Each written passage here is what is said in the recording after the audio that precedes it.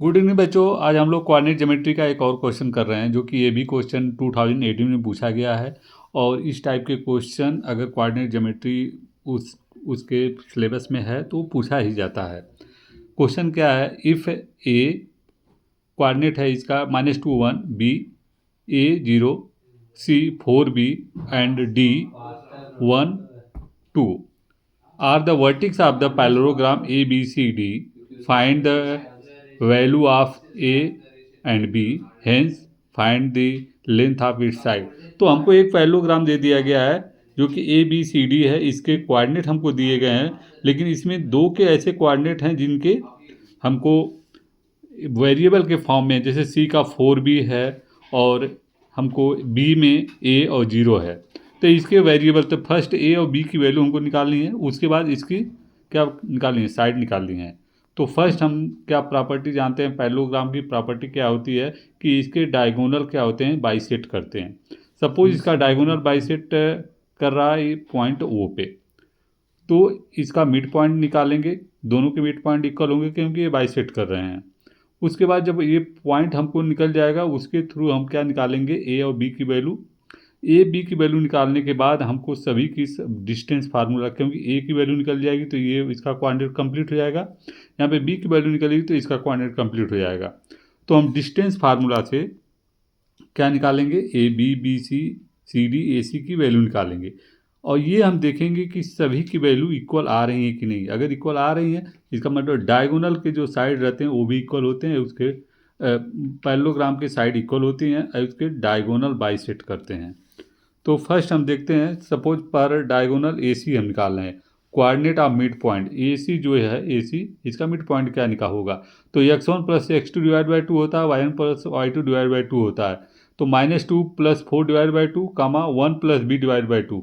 इसको सॉल्व करेंगे तो 1, 1 + b / 2, ये हमारा हो गया डायगोनल, इसका मिड पॉइंट O का हो गया।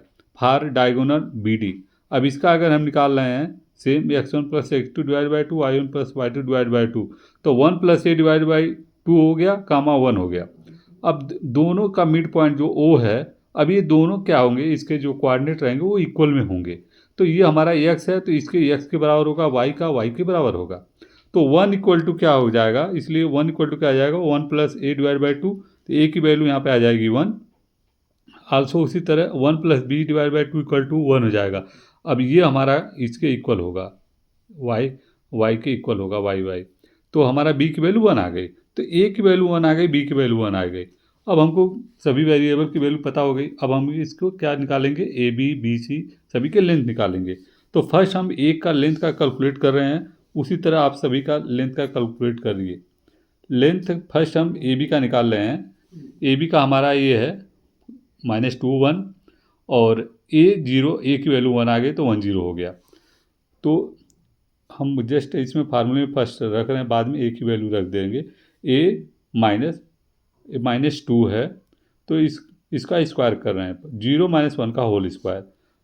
अब A की वैल्यू 1 रख दिए, ये माइनस माइनस क्या हो जाएगा, प्लस हो जाएगा। तो 1 + 2 का होल स्क्वायर प्लस -1 का होल स्क्वायर। तो 1 + 2 क्या हो जाएगा, 3 का होल स्क्वायर क्या हो जाएगा, 9 हो जाएगा।